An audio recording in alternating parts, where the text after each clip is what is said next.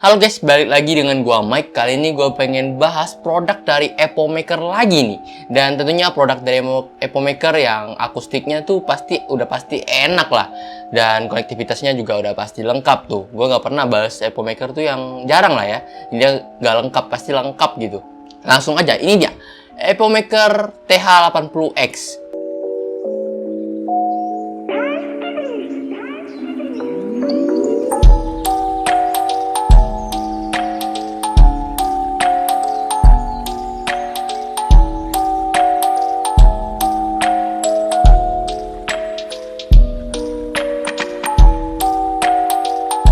Kita mulai dari desainnya ya. Keyboard ini tuh hadir dengan size 75% dengan total key di 79 key 1 knob. Yang overall desain ini tuh mirip dengan TKL sih. Jadi buat kalian yang pengguna TKL udah nggak perlu khawatir dan nggak perlu pakai waktu yang lama untuk adaptasi dengan keyboardnya ini. Untuk desainnya, keyboard ini tuh hadir dengan dua varian warna. Ada yang grey green ataupun mint green. Yang punya gue ini yang grey green ya. Yang mint green tuh cakep tuh. Menurut gue desainnya ya nggak desain yang monoton hitam gitu ya. Desainnya bener-bener beda aja gitu. Kayak ini tuh cewek cowok cakep aja gitu pakainya. Dan ya lebih gak ngebosenin lah. Kita lanjut ke keycapsnya ya. Keycapsnya ini pakai keycaps PPT yang double injection. Yang secara jangka panjang ya udah gak mudah pudar lagi tuh.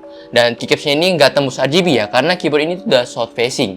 Nanti soal apa itu soft facing gue bakal jelaskan di bagian PCB aja ya. Kita lanjut ke konektivitas. Keyboard ini tuh punya konektivitas yang udah lengkap seperti sama yang pendahulunya. 2,4 GHz, Bluetooth ataupun wired. Selama gue bahas Epomaker emang jarang banget sih nge-absenin fitur-fitur seperti ini tuh. Kayak penting banget nih. Dan tentunya di keyboard ini tuh punya sempat simpan dongle juga. Jadi kalian udah gak perlu takut soal dongle yang bakal kececer nantinya.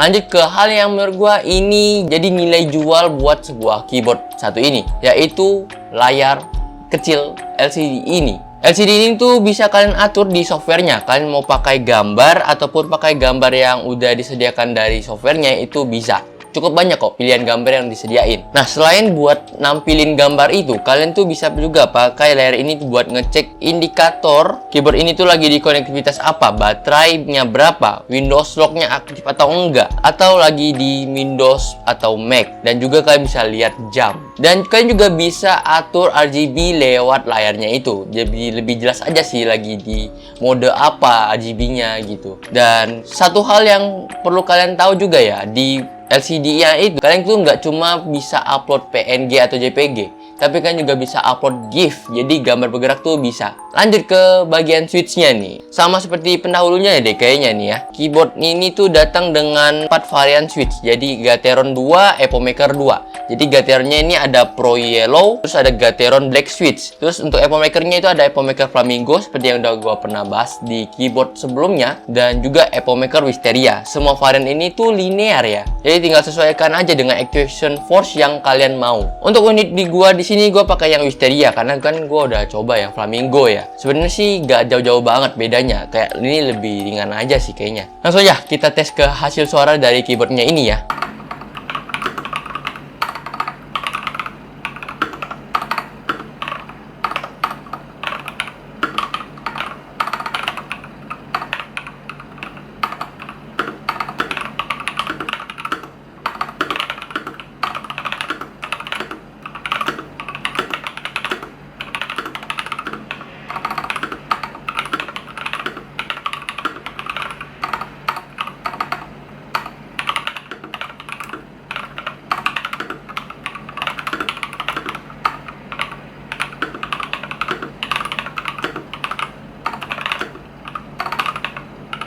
Kita lanjut ke bagian PCB-nya nih.